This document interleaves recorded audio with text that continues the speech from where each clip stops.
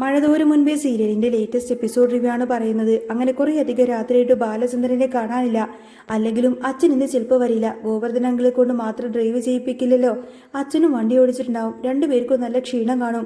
അവർ പതുക്കെ വന്നോളും. നിങ്ങൾ രണ്ടുപേരും പോയി കിടക്ക്. അലീന സ്നേഹം നിറഞ്ഞ ശാസന കേട്ടപ്പോൾ കൃഷ്ണമോളും ബബിതയും അനുസരണയോട് അവരുടെ മുറിയിലേക്ക് നടന്നു. പക്ഷേ രോഹിത് പോകുന്നതിന് മുൻപ് തിരിഞ്ഞു നിന്ന് അലീനയോട് പറഞ്ഞു, അലീന ചേച്ചി, അച്ഛൻ നേരത്തെ വരുവാണെങ്കിൽ എന്നെ ഒന്ന് വിളിക്കണം കേട്ടോ. ആ വിളിക്ക, നീ പോയി കിടന്നുറങ്ങാൻ നോക്ക്. അലീന അവനെയും പറഞ്ഞയച്ചു. അങ്ങനെ കുട്ടികളൊക്കെ പോയതിനു ശേഷം അലീന ആ ഹാളിൽ ഒറ്റയ്ക്കായി. അവളുടെ ഉള്ളിൽ വല്ലാത്ത സങ്കടം നിറഞ്ഞു നിന്നു. അച്ഛനെ ഇത്രത്തോളം സ്നേഹിക്കുന്ന, അച്ഛന് വേണ്ടി കാത്തിരിക്കുന്ന ഈ കുട്ടികളെ ഇങ്ങനെയാക്കി മാറ്റിയത് അവളാണ്. അച്ഛൻ്റെ വില അവൾക്ക് മനസ്സിലാക്കി കൊടുത്തതും അലീനയാണ്. ബാലചന്ദ്രൻ എന്ന ആ വലിയ മനുഷ്യൻ അവൾക്ക് വേണ്ടി അനുഭവിക്കുന്ന കഷ്ടപ്പാടുകൾ നോക്കുമ്പോൾ അലീനയുടെ കണ്ണുകൾ നിറഞ്ഞു.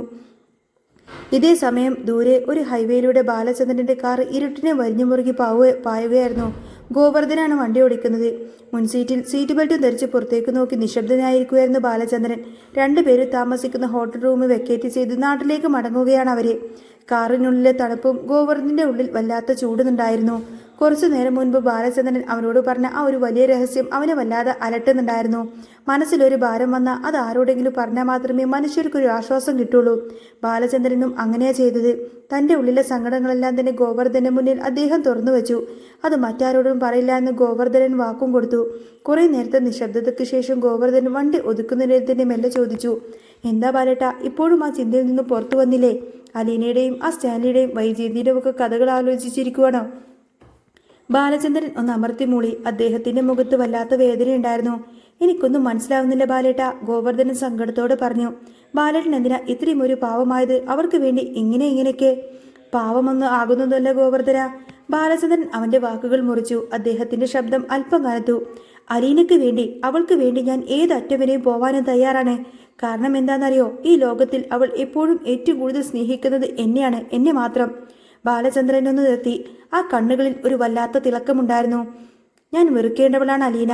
സ്റ്റാൻലിയും ഞാൻ വെറുക്കേണ്ടവ തന്നെയാണ്. പക്ഷേ ഇപ്പോൾ ആ സ്റ്റാൻലിയെ ഞാൻ കാണാൻ വേണ്ടിയിട്ട് ഒരു പട്ടിയെ പോലെ അവൻ്റെ വീടിൻ്റെ മുറ്റത്തേക്ക് വന്ന് നിൽക്കേണ്ട ഗതികേട് എനിക്ക് എന്തുകൊണ്ടാണ് വന്നതെന്നറിയാമോ?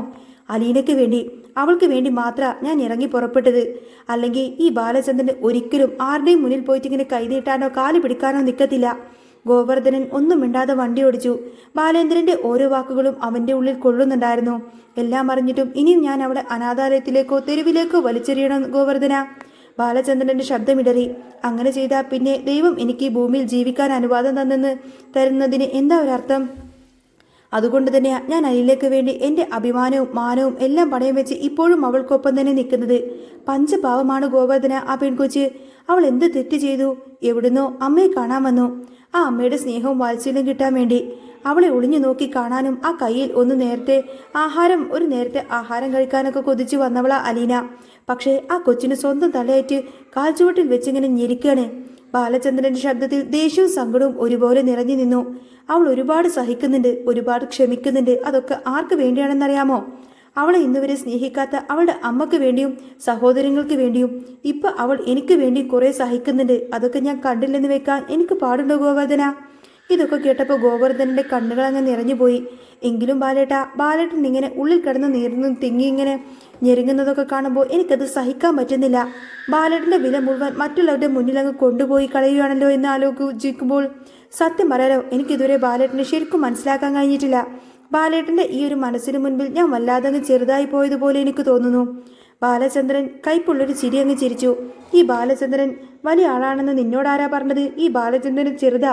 എല്ലാവരും കൂടി ചണ്ടിയാക്കി വലിച്ചെറിഞ്ഞ ഒരു ചെറിയ പുഴു. ഈ ഓടയിലൂടെയൊക്കെ പോകുന്ന പുഴുയില്ലേ, അതുപോലെ മാത്രമേ ഉള്ളൂ ഈ ബാലചന്ദ്രൻ. അല്ലാതെ എനിക്കൊരു വിലയുമില്ല ഗോവർദ്ധന. അങ്ങനെയൊന്നും പറയരുത് ബാലേട്ട. ഗോവർദ്ധനൻ പെട്ടെന്ന് തന്നെ ഇടപെട്ടു. എൻ്റെ മുൻപിലും ഈ ദൈവത്തിൻ്റെ മുൻപിലും കൂടുതൽ വിലയുള്ളത് ഇപ്പോൾ ബാലേട്ടനാ. ബാലേട്ടൻ്റെ ഈ നല്ല മനസ്സാ. സത്യം പറയാലോ, എനിക്കിപ്പോൾ വണ്ടി നിർത്തി ബാലേട്ടൻ്റെ കാല് തൊട്ടൊന്ന് നമസ്കരിച്ചാൽ കൊള്ളാമെന്നുണ്ട്. അത്രയും നല്ല മനുഷ്യനാ ബാലേട്ടൻ. ഈ കാലഘട്ടത്തിൽ ഒരു മനുഷ്യനും കാണിക്കാത്ത ദയയും കാരുണ്യവും മനസാക്ഷിയുമാ ബാലേട്ടൻ കാണിക്കുന്നത്. അവനവൻ്റെ കാര്യം മാത്രം നോക്കി ജീവിക്കുന്ന സ്വാർത്ഥമായ മനുഷ്യൻ മാത്രമുള്ള ലോകത്താ ഇത്. അവിടെ നിനക്ക് തെറ്റി ഗോവർദ്ധന. ബാലചന്ദ്രന്റെ സ്വരം പെട്ടെന്ന് മാറി. അതിലൊരു തണുപ്പുണ്ടായിരുന്നു. ഞാൻ മാത്രമല്ല, അലീനയും അവളുടെ സ്വന്തം കാര്യം മാത്രം നോക്കി ജീവിച്ചിരുന്നുവെങ്കിൽ ഇപ്പോൾ തകർന്ന് തരിപ്പണമാവുന്നത് വൈജയന്തിയുടെ അഹങ്കാരവും അഭിമാനവും ഒക്കെ ആയിരുന്നേനെ. താൻ വൈജയന്തിയുടെ മകളല്ലെന്നും തനിക്കൊരു മനുഷ്യത്വമുണ്ടെന്നും അവൾ എല്ലാവരോടും തുറന്നടിച്ചുവെങ്കിൽ ഇങ്ങനെയൊക്കെയൊന്നും സംഭവിക്കില്ലായിരുന്നു. പെട്ടെന്ന് തന്നെ ബാലചന്ദ്രന്റെ കണ്ണിലെ സങ്കടം മാറി. അവിടെ ഒരു തീപ്പൊരി വീണു. ആ മുഖത്തൊരു വലിയ മാറ്റം സംഭവിക്കുന്നത് ഗോവർദ്ധൻ അമ്പരപ്പോടെ നോക്കി നിന്നു. ഇനിയാണ് ഗോവർദ്ധന ബാലചന്ദ്രൻ കളിക്കാൻ തുടങ്ങുന്നത്. ബാലചന്ദ്രന്റെ സ്വരം കടുത്തു. ഈ സമൂഹത്തിൽ ബാലചന്ദ്രനും ഒരു നിലയും വിലയും ഒക്കെ വേണ്ടേ? അതും വൈജയന്തിക്ക് മുന്നിൽ. ഇത്രയും നാളും ഞാൻ ജീവിച്ചത് എങ്ങനെയാണെന്ന് നിനക്കറിയാലോ. ഇനിയെങ്കിലും തല ഉയർത്തിപ്പിടിച്ച് നെഞ്ചു വിരിച്ച് ഒരു പുരുഷനെ പോലെ തന്നെ എനിക്ക് അവളുടെ മുന്നിൽ നിൽക്കണം. അവളുടെ മാത്രമല്ല, അവളുടെ ആങ്ങളമാരുടെ മുന്നിലും. ഇത്രയും നാൾ എന്നെ തട്ടിപ്പറിച്ചിട്ടിങ്ങനെ കളിപ്പന്ത് പോലെ ഇവിടെ ഇങ്ങനെ കളിപ്പിച്ചു നിർത്തിയതല്ലേ. അവൾക്കിട്ട് ഞാനൊരു പണി കൊടുത്തില്ലെങ്കിൽ പിന്നെ ആരാടാ ഗോവർദ്ധന ഈ പണി കൊടുക്കേണ്ടത്? അലീന സുരക്ഷിതയായി കഴിഞ്ഞാൽ പിന്നെ ഞാൻ അതിനു വേണ്ടി തന്നെ ഇറങ്ങാൻ പോകുന്നത്. ഗോവർദ്ധനൻ ഇതൊക്കെ കേട്ട് ശരിക്കും അങ്ങ് ഞെട്ടിപ്പോയി. അതൊക്കെ വേണോ ബാലേട്ടാ? വേണം, ബാലചന്ദ്രൻ തീർത്തും പറഞ്ഞു. ഇപ്പൊ നീ പറഞ്ഞില്ലേ ഞാനും ഇത്ര നന്മയുള്ളവനായെന്നൊക്കെ ചോദിച്ച്. ആ നന്മയും പാപത്തിന്റെയും ക്ഷമയുടെയൊക്കെ മുഖംമൂടി ഞാൻ ഏതായാലും വലിച്ചെറിയും. എന്നിട്ട് യഥാർത്ഥ ബാലചന്ദ്രൻ അങ്ങ് എഴുന്നേറ്റ് വരും. ആ ബാലചന്ദ്രൻ വന്നു കഴിഞ്ഞാൽ പിന്നെ ആ കൈതക്കൽ തറവാട്ടിലങ്ങ് കുട്ടിച്ചോറാവും. വൈജയന്തിയുടെ ജീവിതം അത് തവിട് പൊടിയാവും. എല്ലാവരുടെയും മുന്നിൽ വെച്ച് തല ഉയർത്തിപ്പിടിച്ച് ഞാൻ ആരാണെന്നും ഈ ലോകത്തോട് മുഴുവൻ അങ്ങ് കീഴടക്കിയെന്നൊക്കെ ഞാൻ അഹങ്കരിച്ചിരിക്കുന്ന നിന്റെ വൈജയുണ്ടല്ലോ, അവൾക്കുള്ള 8ന്റെ പടി തന്നെയാ ഞാൻ പുറകിൽ ഒളിപ്പിച്ചു വെച്ചിരിക്കുന്നത്. ഇതൊക്കെ വെറും പറച്ചിലായിരിക്കില്ല. ബാലചന്ദ്രന്റെ ഉള്ളിൽ വർഷങ്ങളായി അടക്കി വെച്ച പകയും വാശിയും ഉണ്ടായിരുന്നു. ആ വാക്കുകളിലൂടെ അതൊക്കെ ഇങ്ങനെ പുറത്തു വരുവാണ്. എന്തൊക്കെയോ വൈകാരികമായ ആ ഒരു അവസ്ഥയിലായിരുന്നു അദ്ദേഹം. ഗോവർദ്ധനൊരു കാര്യം വ്യക്തമായി മനസ്സിലായി. ബാലചന്ദ്രന്റെ ഉള്ളിൽ പാവപ്പെട്ട സ്നേഹം നിറഞ്ഞ ഒരു മനുഷ്യനുണ്ട്. പക്ഷേ വൈജയന്തിക്ക് മുന്നിൽ അദ്ദേഹം ഇനി ഒരിക്കലും ആ പാവപ്പെട്ട മനുഷ്യനായിരിക്കില്ല. വരാൻ പോകുന്ന വലിയൊരു കൊടുങ്കാറ്റിന്റെ തുടക്കം മാത്രമാണ്. ഗോവർദ്ധനൻ അത് തിരിച്ചറിഞ്ഞു. പിറ്റേന്ന് രാവിലെ നെടുപ്പരക്കൽ വീട്ടിൽ എല്ലാവരും തിരക്കിലായിരുന്നു. സ്കൂളിലോ കോളേജിലൊക്കെ പോകാനുള്ള തത്രപ്പാടിലാണ് എല്ലാവരും. അടുക്കളയിൽ അലീന ഇങ്ങനെ പാറി നടന്ന് പണിയെടുക്കുന്നുണ്ട്. അവൾക്ക് സഹായത്തിനായി രോഹിത്തും കൂടെയുണ്ട്. രോഹിത് ഇപ്പോൾ കോളേജിൽ നിന്നും സസ്പെൻഷൻ കിട്ടിയിരിക്കാണല്ലോ. വീട്ടിൽ വെറുതെ ഇരിക്കുന്നത് കൊണ്ട് തന്നെ അവൻ എപ്പോഴും അലീനയുടെ കൂടെ തന്നെയുണ്ട്. അടുക്കളയിൽ സഹായിക്കാനും ബാഗ് പാക്ക് ചെയ്യാനൊക്കെ അവൻ മുൻപന്തിയിലുണ്ട്.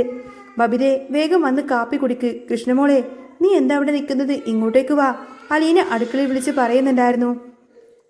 അലീന ചേച്ചി, ഞാൻ തുണി അടക്കി വെച്ചോളാം, ചേച്ചി വെറുതെ ബുദ്ധിമുട്ടിക്കണ്ട, ബബിത അവിടെ വന്ന് പറഞ്ഞു. അതൊന്നും വേണ്ട, നീ പോയി കാപ്പി കുടിക്കാൻ നോക്ക്. സമയം എത്രയാന്ന് വല്ല വിചാരവുമുണ്ടോ? ഞാൻ തുണിയെടുത്ത് വെച്ചോളാം. അലീന സ്നേഹത്തോടെ അവളെങ്ങ് തടഞ്ഞു. വീട്ടിലെ എല്ലാവരും തമ്മിൽ വല്ലാത്ത സ്നേഹവും ഐക്യവും ഇപ്പോൾ ഉണ്ടായിരുന്നു. അപ്പോഴാണ് രോഹിത് അങ്ങോട്ടേക്ക് വന്നത്. ഡി ബബിതേ, നീ ആ തുണി അവിടെ വെച്ചേക്ക്, ഞാൻ ഇവിടെ വെറുതെ നിൽക്കുമല്ലേ, ഞാനതൊക്കെ കൊണ്ടുപോയി വിരിച്ചോളാം. അവൻ അവളുടെ കയ്യിലിങ്ങനെ തട്ടി വാങ്ങാൻ ശ്രമിച്ചുകൊണ്ട് പറഞ്ഞു. ബബിതയ്ക്ക് പെട്ടെന്ന് ദേഷ്യം വന്നു. പിന്നെ വലിയൊരു ഉപകാരി വന്നിരിക്കുന്നു. ഇങ്ങോട്ട് പഠിപ്പിക്കാനൊന്നും വരണ്ട, ഒരു തുണി വിരിക്കാനൊക്കെ എനിക്ക് നന്നായിട്ടറിയാം, നീ നിന്റെ പണി പോയി നോക്കിക്കേ. ബബിതക്കാരും അവളെ ഉപദേശിക്കുന്നതും പഠിപ്പിക്കുന്നതും ഒന്നും തീരെ ഇഷ്ടമല്ല. അവളുടെ വഴക്ക് കണ്ട് അലീന ചിരിച്ചുകൊണ്ട് നിന്നു. അപ്പോഴേക്കും കൃഷ്ണമോൾ അങ്ങോട്ടേക്ക് ഓടി വന്നു. അലീന ചേച്ചി, ഞാൻ എന്തെങ്കിലും പണി ചെയ്യാൻ കൂടണോ? അയ്യോ എൻ്റെ പൊന്നുമോൾ, ഒരു പണിയും ചെയ്യാൻ കൂടണ്ട, ഞാൻ എല്ലാം ഇവിടെ എടുത്തു വെച്ചിട്ടുണ്ട്, നീ വേഗം ബ്രേക്ക്ഫാസ്റ്റ് കഴിച്ച് സ്കൂളിൽ പോവാൻ നോക്ക്. അലീന അവളെ പിടിച്ചിരുത്തി. പെട്ടെന്നാണ് മുറ്റത്ത് കാറ് വന്ന് നിൽക്കുന്ന ശബ്ദം കേട്ടത്. അച്ഛൻ വന്നേ, കൃഷ്ണമോള് സന്തോഷത്തോടെ വിളിച്ചു കൂവി. എല്ലാവരും കാറ് വരുന്നത് കാണാനായി ഉമ്മറത്തേക്ക് ഓടി. അലീന വേഗം തന്നെ പോയി മുൻവശത്തെ വാതിൽ തുറന്നു. മുറ്റത്ത് ബാലചന്ദ്രന്റെ കാറ് കിടക്കുന്നു. കാറിൽ നിന്നും ബാലേന്ദ്രനും ഗോവർദ്ധനങ്ങളൊക്കെ ഇറങ്ങി അകത്തേക്ക് വന്നു. രണ്ടുപേരുടെയും മുഖത്ത് നല്ല ക്ഷീണമുണ്ടായിരുന്നു. അച്ഛാ, മക്കൾ സന്തോഷത്തോടെ അദ്ദേഹത്തിന്റെ അടുത്തേക്ക് ചെന്നു. യാത്രയ്ക്ക് എങ്ങനെയുണ്ടായിരുന്നു? ഞാനൊരു കാപ്പി എടുക്കട്ടെ ഞങ്ങളെ? അലീന ഗോവർദ്ധനെ നോക്കി ചോദിച്ചു. പിന്നെന്താ മോളെ, കാപ്പി എടുത്തോ, എനിക്ക് നല്ല സ്ട്രോങ് ആയിട്ട് തന്നെ ഒരു കാപ്പി വേണം. യാത്ര ചെയ്ത് ഞങ്ങൾ ആകെ ക്ഷീണിച്ചിരിക്കുക. ഗോവർദ്ധനൻ ഒരു ചിരിയോടെ പറഞ്ഞു. 3 ദിവസം അച്ഛനും മകളും എവിടെ പോയതായിരുന്നു? കൃഷ്ണമോൾ ആകാംക്ഷ അടക്കാനാവാതെ ചോദിച്ചു. ആ ചോദ്യം കേട്ടപ്പോൾ ഗോവർദ്ധനൻ ബാലചന്ദ്രനെ ഒന്ന് പാളി നോക്കി. അലീനയും അത് ശ്രദ്ധിച്ചു. അവൾ പിന്നെ കൂടുതൽ ചോദ്യങ്ങളൊന്നും ചോദിക്കാൻ നിന്നില്ല. പെട്ടെന്ന് തന്നെ ഗോവർദ്ധനൻ പറഞ്ഞു. എന്തായാലും ഞാൻ ചായ കുടിച്ചിട്ട് വേഗം പോവാണ്. അവൾ ഇന്നലെ മുതൽ വിളി തുടങ്ങിയതാ, എവിടെയാണെന്നും എന്നൊക്കെ ചോദിച്ചിട്ട്. ഇനി പെട്ടെന്ന് തന്നെ ചെല്ലില്ലെങ്കിൽ അവൾ വേറൊരു രൂപം ഞാൻ കാണേണ്ടി വരും. ബാലേട്ടൻ കണ്ടിട്ടില്ലല്ലോ ബാലേട്ടൻ്റെ പെങ്ങളുടെ തനി നിറം. കളി കയറിക്കഴിഞ്ഞാൽ പിന്നെ അവൾ എന്നെ അങ്ങ് കൊന്നുകളയും. അലീന വേഗം പോയിട്ട് ചൂട് ചായ എടുത്തുകൊണ്ട് വന്നു കൊടുത്തു. ചായ കുടിക്കുന്നതിന്റെ അലീന പതിയെ ഗോവർദ്ധനോട് ചോദിച്ചു. എന്ത് പറ്റിയെങ്കിലേ, പോയ കാര്യങ്ങളൊക്കെ ഓക്കെ ആയോ? എനിക്കൊരു ജോലി സെറ്റായോ? അതോ താമസ സ്ഥലം ശരിയായ കാര്യം പറയാനാണോ പോയത്? ഗോവർദ്ധന ചെറുതായി ഒന്ന് പരിങ്ങി. അതൊക്കെ നിന്നോട് അച്ഛൻ പറഞ്ഞോളും, ഞാനത് പറയേണ്ട കാര്യമില്ലല്ലോ. അപ്പോൾ എൻ്റെ അച്ഛൻ അത് പറയുമായിരിക്കുമല്ലേ? അലീന കള്ളച്ചിരിയോട് ചോദിച്ചു. ഇതൊക്കെ കേട്ടു നിന്ന ബാലചന്ദ്രൻ ഇടവേളയിട്ടു. അലീനെ, നീ എനിക്ക് മുകളിലേക്ക് ഒരു കോഫി കൊണ്ടുവന്നാൽ മതി, ഞാൻ പോയി ഒന്ന് കുളിച്ച് ഫ്രഷ് ആവട്ടെ. അതും പറഞ്ഞ് അദ്ദേഹം നേരെ മുകളിലത്തെ നിലയിലേക്ക് പോയി. ചായ കുടിച്ച് തീർത്ത ഗോവർദ്ധനും യാത്ര പറഞ്ഞു പോയി. കുട്ടികളെല്ലാം അപ്പോഴേക്കും ബാഗുമൊക്കെ എടുത്ത് സ്കൂളിലേക്കും കോളേജിലേക്കും പോയിരുന്നു. വീട് വീണ്ടും അങ്ങനെ ശാന്തമായി. കുറച്ചു കഴിഞ്ഞ് ബാലചന്ദ്രൻ കുളിച്ച് ഫ്രഷായി മുറിയിലേക്ക് ഇരിക്കായിരുന്നു. അലീന ചൂടുള്ള കോഫിയുമായി നേരെ അങ്ങോട്ടേക്ക് ചെന്നു. ഇതാച്ചാ കോഫി. അവൾ അത് മേശപ്പുറത്ത് വെച്ചു. എന്ന് തിരിഞ്ഞു നടക്കാൻ നോക്കുമ്പോഴേക്കും ബാലചന്ദ്രൻ അവളെ വിളിച്ചു. അലീനെ, നീ എങ്ങോട്ടേക്കായി പോകുന്നത്? അവിടെ നിൽക്ക്.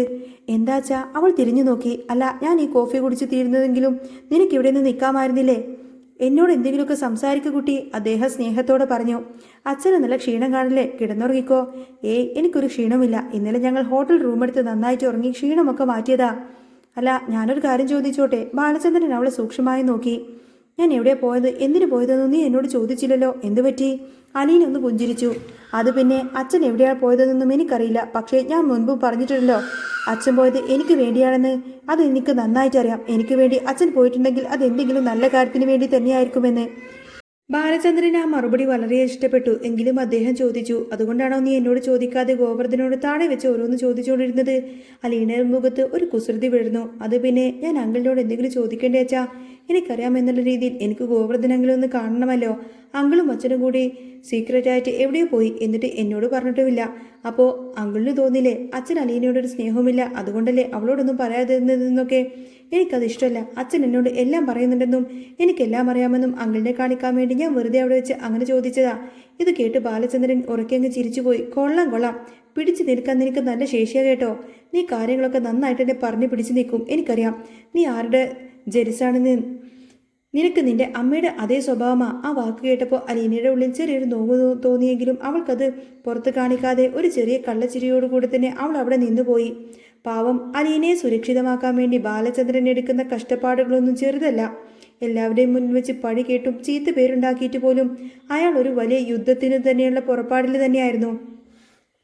അങ്ങനെ അലീനയുടെ അച്ഛൻ ആരാണ് എന്ന കാര്യമെല്ലാം തിരിച്ചറിഞ്ഞുകൊണ്ടായിരിക്കും ബാലചന്ദ്രൻ അങ്ങോട്ടേക്ക് തിരികെ എത്തിയിരിക്കുന്നത്. ഇനി ബാലചന്ദ്രൻ ഏതായാലും സ്റ്റാൻലിയെ പറ്റിയിട്ടുള്ള സകല കാര്യങ്ങളും അലീനയോട് തുറന്നു പറയുന്നുണ്ടെന്ന് മാത്രമല്ല, അലീനയുടെ സമ്മതപ്രകാരം തന്നെ അലീനയുടെ അച്ഛനെ തന്നെയായിരിക്കട്ടോ ബാലചന്ദ്രൻ അലീനയെ ഏൽപ്പിക്കുന്നത്. അങ്ങനെയുള്ള കിടിലൻ രംഗങ്ങളൊക്കെ ഇനി വരാൻ പോകുന്നുണ്ട്. അപ്പോൾ നിങ്ങൾക്ക് ഈ ഒരു ചാനൽ ഇഷ്ടമാവുകയാണെങ്കിൽ സബ്സ്ക്രൈബ് ചെയ്യാനും സപ്പോർട്ട് ചെയ്യാനും മറക്കല്ലേ. നെക്സ്റ്റ് വീഡിയോ ഉടനെ വരാം. ബൈ.